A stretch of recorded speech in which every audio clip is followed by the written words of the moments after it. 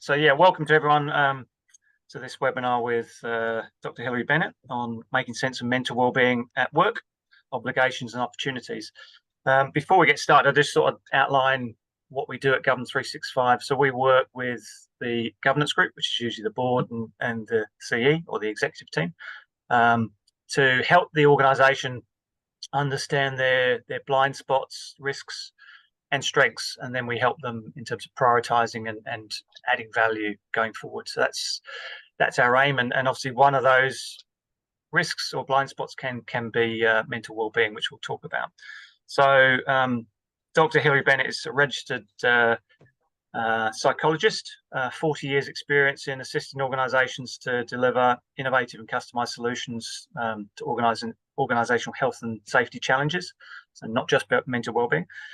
She's a PhD in organisational psychology, has taught at universities across the globe and consults with organisations across many sectors. Currently, Hillary is the Director of Leading Safety, consultancy specialising in leadership of safety and wellbeing and the assessment and development of safety and wellbeing culture. She's developed the Business Leaders Forum Wellbeing Guides, CEO Guide to Mental and Health and Wellbeing at Work and Protecting Mental Wellbeing at Work. So welcome, Hillary. And thank you for your time today. If you've got any questions, stick them in the Q&A. We'll be keeping an eye on that, or the chat if you want. So firstly, Hillary, I'd like to start with really a definition. You hear a lot about mental well-being and mental illness and people struggling mentally. You know, what is mental well-being? How would you define that? It's a good place to start, Gerry. I think that there's a lot of confusion around that, and many people still equate mental health to mental illness. So I think I'd like to step us right back at this stage and say, actually, if you look at the guidance that comes out of sort of well-established bodies that have studied mental well-being in the workplace for a long time, like the World Health Organization or the latest ISO 45003 guidelines on a psychologically healthy workplace, when they go to define mental health, it's always a really positive definition of it. It's about people being able to cope with their daily stresses, to work productively, add to the community. I tend to gravitate to a definition that actually is one from the British Safety Council, where they define mental well-being as an ongoing state that enables us to thrive or not. And the reason I go to that definition is that it really highlights that there are days when we are thriving and there are days that we're not thriving. And so mental health really does sit on a continuum. It's a continuum where we can move between days where we're extremely positive and optimistic and enthusiastic about our lives in general, to days that we may be struggling, and to days that we actually may be significantly unwell, to the point that we might meet psychological diagnostic criteria. So I think it's a state of ongoing, it's a state. And I think there's an important part of that state means that it's very movable, water to ice, ice to water. Cool, that's good. So many people, when you talk mental well-being, they're thinking of the individual. So an individual coming into the organisation that has a mental well-being issue, not an organisational matter. What's your response to that?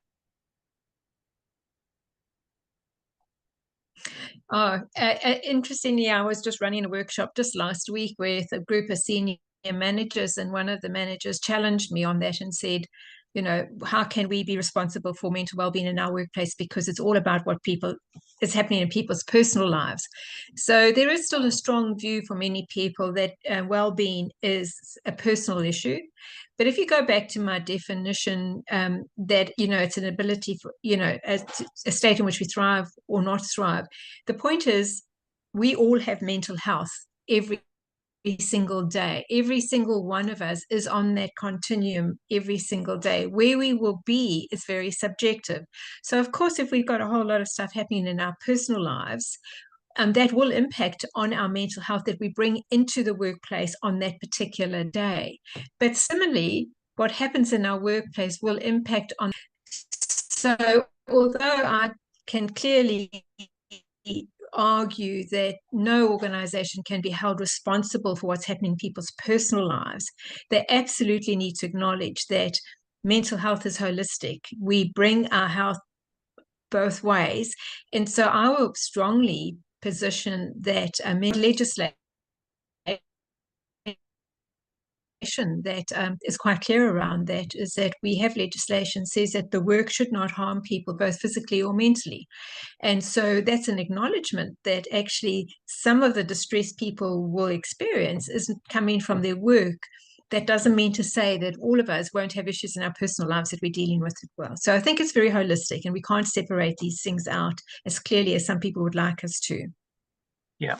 Okay. And that leads me on to the work you've done for the Business Leaders Forum in terms of the different aspects of mental well-being. So I've got a chart I'll put on the screen, and it would be useful for you to talk it through. But when we think about what companies typically do in this space, I'll talk to companies and they'll say, well, we're doing EAP. We've got an employee assistance program. We provide, fruit for people. We've done resilience training. We have an engagement survey which measures that. We care for people. Surely that's enough. So I'm interested in your view in terms of what is a holistic approach companies should be looking at. And I'll put this chart up on my screen so that okay, hopefully that is appearing on the screen. Thanks, Gerry. And if I can just talk everyone through that. This framework has never been a framework that we've aimed to say to people that it's prescriptive in that in each of these 4 different approaches, which I'll talk you briefly through, and particularly from a governance perspective, is saying when you look at the wellbeing interventions that you have in your various organizations, whether they be small or large, as in good game of rugby, are we playing across the entire field, or are we only playing in 1 or 2, 1 quarter or 1 half? So if you can see, I've just referred to the mental health continuum, you'll see that going down the center of that diagram, and that and it's the thriving part is sitting up in the protect and foster space, and then it goes down through into different shades of blue into the support and reclaim. So this approach is anchored around the mental health continuum, and it would argue that we do this work because we genuinely care about our people. The good news, though, is that there's also lots of obviously real positive benefits to an organization that have people thriving rather than struggling. So Gerry, if you just want to go down a wee bit on that diagram. So the protect space, everyone, is around where you would have in place various activities, if I can call that way, where you are being as considered in identifying those work-related factors that would impact on people's mental health as you are about those work-related factors that would impact on people's physical health. And that once you've identified those factors, in the same way as you would put controls in place in order to either, to mitigate, either eliminate or minimize some of the things that might impact on people's physical safety and health, we start doing that in relation to our mental health. It's also a space where we don't have to wait for people to be unwell before we proactively go in and we design good work. However, sometimes the work is the name of the game, and you can't always design it. You can't always design out things like shift work, as an example, or you can't design out things like the weather, which might be a really key issue if you say a forestry guy working up the back of Tokoroa pulling trees down. So the foster space is where you go to focus more on the individual, and you're starting to build up their capability to be able to deal with life's challenges, which we all have. And a key part of that piece of work in the foster space is building up the capability of managers, people leaders, to understand their obligations to support people and to create healthy work environments. There's a dotted line between foster and reclaim because we're now tracking down in terms of the mental health continuum from at the top end thriving to going okay to struggling. So here you'd have interventions in place that help people restore are significantly unwell, which is what we'll sit in the support space. And the support space is where you would have interventions and to provide people with medical counselling support if they need it, or return to work programs, accommodation of mental health conditions and people that might be struggling. So let me just very briefly summarize 4 different approaches. As in any good game of rugby, you should be looking at having something in place across all 4 approaches. Not prescribing what it is you have in place, but you should be able to say we're doing some protect work. Protect work focuses on the work. Foster, reclaim, and support focus on the individual.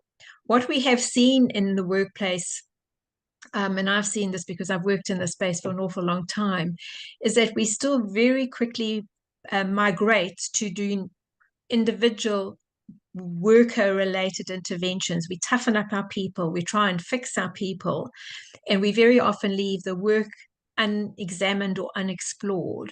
And one of the key messages I'd love you to take away from our interview today is actually, if we're really going to be have a long-term sustainable impact on creating mentally healthy workplaces, we need to be working across all 4 of those approaches.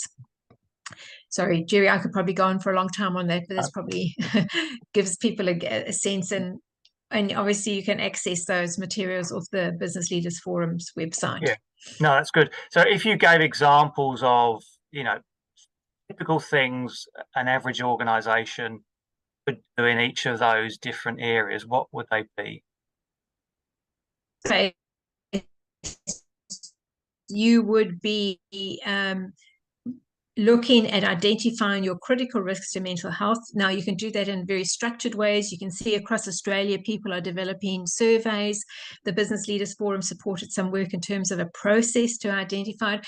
But, if you're a small organization, you would have something in place where you would be talking to your people. You would be having some way where, in a way that they feel safe to raise it. These are the things that push us down that mental health continuum. These are the things that cause us frustration. So any process that really bubbles up these factors that shift us along that mental health continuum, because let's just be quite clear, workload per se is obviously a known psychosocial hazard, but it doesn't necessarily mean to say it's a psychosocial risk. The presence of a lot of work doesn't mean to say everybody's mental health will be damaged or injured.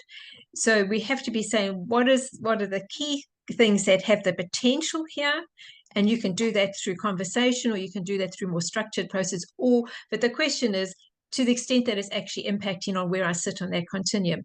The foster space is where you will see an emergence around things like some health literacy programs, like Good Yarns is a good example sitting in there, where you actually help people to understand what mental health is, what to look for, how to go and have a conversation. So peer support type programs. I think if you look at the guidance coming out from the World Health Organization, that one of the key foster pieces of work, which I mentioned earlier, is developing your people leaders' understanding of the obligations they have to ensure the work doesn't harm people, and also the opportunities that creates for them when people are sitting at the thriving end of that continuum rather than the unwell end of the continuum. The reclaim space is where you will see organizations having seminars on, on sleeping. They might have some programs on losing weight or getting exercise. Traditionally, I don't know if that's the right word, what I tend to see is that many people say we've got a wellbeing program in place. What they're doing is they're working in the reclaim space. They've got a variety of wellness activities that they space over a year. That is valuable, but it doesn't constitute a comprehensive wellbeing program. And so most people have some form of an EAP. So, even that's what you'd see most commonly in that wellbeing span, is access to some form of an employee assistance program, or support to go and see a GP or a counsellor. Cool. Excellent. I'll stop sharing now. One thing I might do is I just want to get a poll out there to see what people are doing. So if I just looking at, and you can do multiple answers to this. So it's really just across the people on the poll. If you can just quickly go down that list and say in your organisation, what are you doing? Just it'll be interesting to just see where people are at on the different areas. So that's good. So a lot of people have an employee assistance program. Some do community days. Some have a mental wellbeing policy. There's other. Be interested if you're able to put in the chat what the other is. Yeah, not many people doing actually the risk assessment, which is the top left box, which is good. So that's yeah, that's good. So I'll go on to now looking at measures. So so that. Can I just make a comment on that, Gerry, before we go through? Sure. Yeah. Yeah. That just for those of you who are doing the community days, there's some very interesting research that came out from Oxford University earlier this year, where they did a very thorough review of wellbeing interventions across the UK, and they found that one of the most significant interventions that organizations were doing to support their people to sit on the thriving end of their continuum, which are aimed at you giving your staff an opportunity to participate and give back into their communities, is an incredibly powerful individual intervention. And again, whether you're a small or a large organization, that's something that you could, I think, easily introduce, is a day where you give people time to go and volunteer, to give back into the community something of value to them, people choose what it is that they want to give back on. Very powerful intervention. Great. That's excellent. That's good to know that. I didn't know that. So I'll stop sharing. Thank you for responding there. The other thing I'm interested in is a lot of boards and execs, with health and safety, you've got lots of data. So you've got accidents, near misses, lost time incidents, whole load of data. With mental well-being, you don't have a lot of data. So what things can people be measuring as maybe lead and lag measures in this area? Yeah, another great question, Gerry. And I am an advisor to a few government health and safety boards, and one of the challenges I'm having there is that very of the data they get in the wellbeing space very often is the number of people that have attended. The reason people went to an EAP was a personal or an organizational reason. And my challenge there is to say is that if you go back to those 4 approaches, what you're doing is you're doing a data, you're doing some tracking on a lag indicator in terms of whether people access a program or not, and then you take some level of solace. So I would say, yes, use your EAP data as a lag indicator, but be absolutely aware that it is that, and it's not necessarily going to give you a really fine-tuned view of what's happening. So think of the mental health continuum again. And if I was a board and I was saying, what do I need to understand? I would be asking the questions around what do we know our psychosocial risks? Have we actually, because of the subjective nature of psychosocial risks, they need to be done on a more regular basis than physical risk. Psychosocial risks we've identified. So we've identified that violence and, aggressive behavior from the public is one of our key risks to our people. Have we done anything about putting, health and safety language? What controls have you put in place? What have you done to either eliminate it or help, mitigate the impact? So, I would be looking at saying, what can we do? In the foster space, I'd be saying, what capability build work, how many people have gone to a health and mental health literacy program in the last period of time? How many of our people leaders have we trained? These would be lead indicators to actually understand their role and obligations in terms of that. And then I'd go to the reclaim space and I'd say, well, have we given people, have we introduced any interventions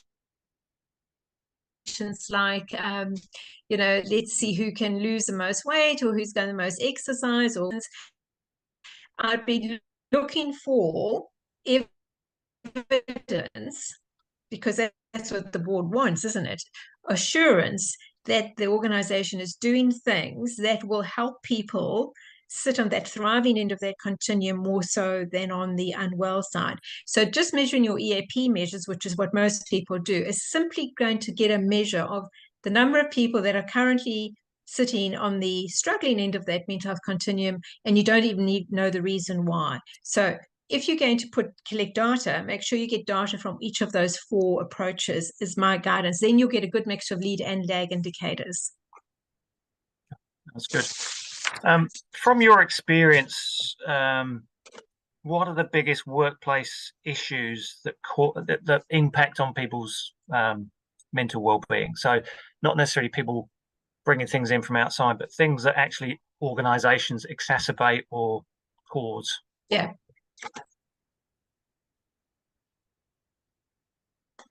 Yeah.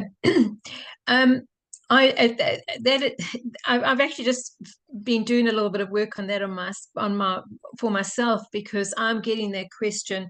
We've developed a process where an organization can go out and use the forum's mental wellbeing by design process to identify both harmful or protective factors. And organizations have been coming back to me and saying, but which of these ones should I really pay attention to? And so just if I can share what I've been seeing over the last couple of years, in relation to the work, there's undeniably a sense of the workload and that I think is linked to an organizational factor of staffing. I know we've been through a period where people have been battling to get staff, but if I can be brave enough to say, I've been around the block a long time, and I think we've run organizations in New Zealand and Australia as well, and I suspect it's more broader than that, very lean and thin for a very long time. So here's a lead indicator to link back to our last question. Dave Provan is one of the real key thinkers in the space, health in the safety space and in the wellbeing space in Australia. I heard him say the other day, he said one of the best lead indicators you could get would be how long it takes for you to replace someone when they leave. In other words, how long do you leave a team short-staffed but with the same volume of work to do before you give them you get someone back in? So definitely there's an issue around workload. The other thing I'm seeing, Gerry, as a key issue is what I'm going to call recovery time. We run things so much in parallel, and one project runs into another project, and we very seldom give people time just to even reflect on how the last bit of work went, never before we started the next one, and we're often running things in parallel. So rest and recovery time is one of the key individual psychosocial hazards, whereas workload would be much more of what I'd call a task. And then, of course, obviously relationships. And I'm not going to nearly the more extreme form of bullying and harassment, or that obviously has a significant impact on people, but just poor collegial relationships, people not getting on in a workplace can be significantly have a significant impact. And lastly, going to more organizational related type factors by what I've seen coming out of Europe, with the World Health Organization identified poor change management as one of the key psychosocial risks, and some work they did a couple of years ago. And when I've just done a review of what I'm seeing in Australia and in New Zealand, change management, or let's say poor change management, I think, and again, I think that links to the way we roll from one thing to the other, lack of recovery time. So one of the key things to understand, unlike physical risks, which are very often more less combined with other risks. If you take noise is noise, isn't it? But when you talk about these things that can be harmful to people's life, we're running a whole lot of projects together, we running short on time. These things are often more interwoven than some of the physical risks, and therefore much more challenging to manage. That's fascinating. So particularly that change management, which people wouldn't associate with necessarily, mental well-being risk. So yeah, that's interesting. As directors, one of the things that's different, and you obviously come across this in Australia with different legislation, is in New Zealand, there hasn't been a director that's been prosecuted around mental well-being. So there's been some that have, from safety implications. But the law's changed in Australia now. Yeah. What's your view in terms of if you were talking to a director around, breaching the health and safety law, and the fact that at the moment they believe they can't be prosecuted for this?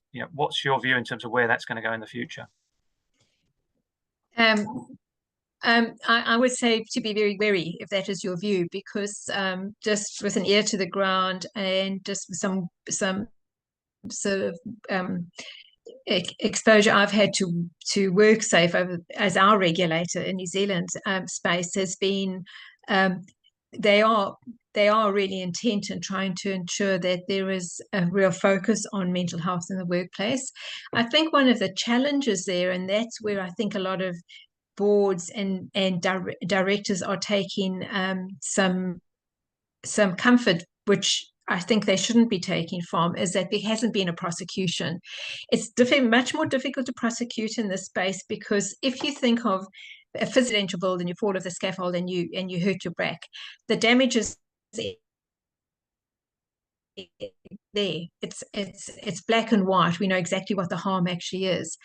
But psychological harm is a silent injury. It's not that visible. And so my experience recently in terms of potential prosecution was that when I looked at the evidence given to me, I was thinking, from the various statements, I was thinking, actually, there's no doubt in my mind that there's a range of psychosocial risks. This is actually potentially an extremely unhealthy workplace from a mental health perspective. But from a prosecution perspective, much more difficult to prove the harm, partly because we're not asking the right questions around what harm is, and partly because the harm is so much more difficult to define. So Australia have taken a much sort of more a black and white view on that. For them, harm needs to meet, you're only psychologically injured by your work if you meet psychiatric diagnostic criteria. So you're clinically depressed, you're clinically anxious, you've got some level of post-traumatic stress because you've been exposed to a traumatic event, then they would say that's injury. So far, New Zealand hasn't gone down that route. They've just said it has a significant impact and unwell, but you may be struggling. But from a prosecution perspective, that's quite difficult to prove. So I would go, let's go back to the title of our talk today, Gerry, which is, as a director, there are two things. You could say, well, we meet our obligations here, but I'd really like you to reflect on the opportunities. The opportunities are not to wait, there won't be a prosecution. The real opportunity for you as people in a governance role would be to say, how do we create an environment where people can actually thrive? How do we design the work so that people can actually be more often at that end of the continuum? Therein really sits your value, because then you've got people that are enthusiastic and engaged with their work, and that's really what you're wanting. So I would be careful. I would say be with caution. It's just much more difficult to actually find the evidence of harm, but it's just a matter of time, I suspect. Yeah, you mentioned about redesigning work there, and that's from studies, one of the most efficacious impacts for positive mental well-being when staff are involved in redesigning their own work. Have you got any examples of companies you've worked with in terms of how you would do that. So if I'm running a company, how would I do that? How would I get my staff involved in redeveloping their work? Yeah, yeah. Yeah, so let me make it really practical. So I've been involved with an organization that not runs, but has several retirement villages, and the retirement villages can go from independent living for for the elderly to care to right through to dementia units. And so actually going in and talking to their staff, using a structured process, say, what might be the key risks to your mental health, what might be some of the key protective factors. So really going into the people that do the work and talking to them rather than talking to the manager. Not that they don't have their own issues as well, but make it really practical. So in one of the villages we were working with, the staff identified very quickly that one of the key factors that they found really difficult was that they didn't get recovery time because the staff room was too small for all of them to go for time. To have a break, and the staff room would be away from the residents. So where the staff, the caregivers, and were taking their breaks was actually in the same space that the residents on their break. So they would constantly go in and ask them to do something. So in the short, you've got people doing very high emotional content work, not getting they've got allocated breaks, but they're not getting the breaks. So the redesign piece was, how do we actually restructure and where the residents are? So that's a very simple example, and I'm giving that to you quite purposefully because people often think redesign work is going to be something massive and really expensive. When you go down and you talk to the people doing the work, the things that are actually impacting on their day-to-day mental health are not usually the biggies. They're often some things that are very open to being changed, that there are some things that across those retirement villages that are significant and will take time.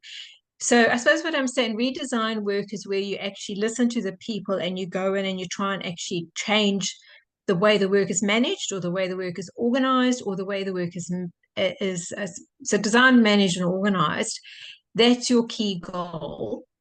And if you are fearful that that's going to open up a senses, very often it's actually small things that make a really big difference. Right. Okay. That's good to know. Have you got any other examples from other sectors that you've worked with in terms of some of those small things that make a difference?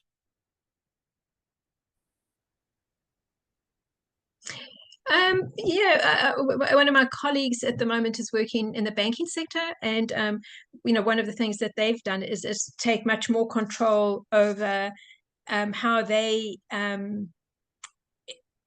what demands they make of each other, sending out emails at 10 o'clock at night on the weekends and doing things like that. So that what they've done is said, look, we feel like we're on 24/7 here. We're never getting, time away. And so they just have introduced so they've redesigned the way they actually interact. And that's actually an example that I'm seeing coming quite often, whereas it's about some clarity around how we will work with each other that's actually impacting on us and giving us some time for recovery. A lot of this work is quite new, Gerry. I mean, not a lot. We just starting down this journey of teasing out what might be the risks. I think the better work by design piece, the redesign piece, is still in its infancy. So haven't got too many, to share at this point in time, to be honest. Okay. And I know there's a piece of research that looked at what are the, as I said, most efficacious things that impact mental wellbeing. What other things are on that list in terms of things that are proven to make a difference versus the things that we think make a difference and don't add much value? So this is quite a bleak one, actually. There is very little evidence stacking up for the individual interventions where you would go in and actually try and build resiliency. I know you had that on your little poll earlier on. There's not a lot of evidence. There was at one point in time some sense that training people to be more mindful was really helpful, but actually the latest reviews on that has not been helpful. Right. So here's an interesting. So one, I've mentioned people time to give to others. That's very helpful. The other one, which is an interesting one, is financial literacy training. So when you think about it, that does actually make sense. You know, many people are struggling in terms of finance, and it says, you know, here's some support to help you manage your finances. That actually has a significant impact. So volunteering, financial literacy, and recently I had some interesting questions in an organization where they're saying one of the things our staff are asking us for is some guidance in being a good parent. Because very often it is that it's that, you know, whether it's a 2-year-old toddler stage or whether it's a teenage stage. So what I think I'm trying to say here is that in terms of interventions for mental health, they don't have to smell and taste like mental health. They don't have to be a mental health app, some coping strategies to build your resiliency. Very often, it seems to be the things that are actually having most impact are things that help people address their day-to-day lives, whether it be how to deal with your kids, how to deal with your finances, how to give back and be a worthy member of your community. That's what's tracking as having more impact. Now, I think that's a really key thing for a board to consider, because there is such a burgeoning industry. There are so many people out there selling all sorts of programs, all, you know, with all the sort of, saying that there's evidence to back it up. To be honest, there's very little evidence to back up those individual interventions. The evidence to back up what's most powerful comes from some work that's done out of Australia, and they've looked at it, you know, how difficult this in wellbeing work is relative to effectiveness. And they've identified that the job redesign piece, which they would say, you know, is going to be a challenging piece of work, but is going to give you the biggest return on your effort. So that's that protect. They are saying something that is also having an impact is where you go in to do some mental health literacy training and some sense of peer support programs. So what they're saying is there's of very little value is, more where we roll out a mental health app, we roll out a one-off mental health workshop, tick the box, we've done that. It has to be something that's embedded in the way the organization works, the flavor of the month. Having said that, can I just add in that if you're going into that foster and reclaim space, I would highly recommend that whatever is done in that space is tied into one of two well-recognized mental health models. One is Mason Jury's Tarawha as a way, you know, do we have something in the spiritual space? Do we have something in the physical space? The four walls of those. And the other piece of work that I really think is valuable is the Mental Health Foundation's 5 Ways to Wellbeing, which is, you know, work that is evidence-based, that people that sit at the thriving end of the continuum, more so than the unwell end of the continuum, they have woven these practices into their day-to-day life. There is evidence there. So I'm just wanting to be very clear that I'm not saying you should not be looking at doing individual good, but what you should think of there is, where's the evidence that this is actually going to have any impact, and you shouldn't be doing that instead of your risk assessment work. You should be doing that in addition to your risk assessment work. Yeah, that's great. And one last question before we finish. in terms of watch outs and red flags, if I'm on a board and I'm only meeting or at the company maybe 4 or 5 times a year, or an executive, how do I spot issues in the organization? Because let's say there's a lack of psychological safety and things aren't bubbling up to me. How would I know there's an issue? What are the red flags? Well, I mean, one of your red flags is your turnover rate, because when people are not in a good space, they will often leave. But of course, some people can't always leave. So, that's one way you can look at it. I would be, as a board member, if I was only coming every now and again, I would be asking to know what is the current psychosocial risks, because psychosocial risks are much more subjective. We all have mental health, but where we are on the continuum is very different. So I wouldn't take solace from, as a board member, I wouldn't take solace from the fact that we've done a piece of work and we've identified bullying and harassment and workload and, would be saying currently, given the context that we operate in our business in now, is that still the risk that we had 6 months ago? So I would be tracking, that we're keeping in the physical safety state. We'd say, I'd be asking, if I was a board member, I'd be saying, so what have we got in place to help manage that risk, and really looking to see whether those controls are sufficient, whether they're effective. So it's very similar, I suppose, in the way that you would run you pay attention to your physical risk. And the other thing, my last point on that, and you can see how very much I'm going back to using your mental health continuum as your guidance for what work you need to do in this space. As a board member, I'm seeing people right across. Do we have in place things to people who are struggling, and do we know how many people we've got that are struggling at this point in time? Have we got in place things to ensure that we managing some of the business context where there's potential? So we're doing some thoughtful work around the design and the way the organizations work. So what am I saying? I'm saying, if I was a board member, I would be keeping that mental health continuum in mind, and I'd be asking questions around, what are we doing to help people thrive? What do we have in place to support people who may be struggling? And so the work, what have we got in place? And I'd be very concerned if that was getting to be really high number. Yeah.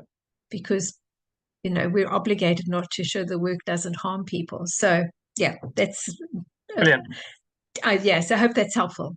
No, it's really helpful, Hillary. So really, really appreciate your time. So, I think that if people want to learn more about that, protect, foster, support, reclaim, go to the Business Leaders Forum. So just type Business Leaders Forum New Zealand.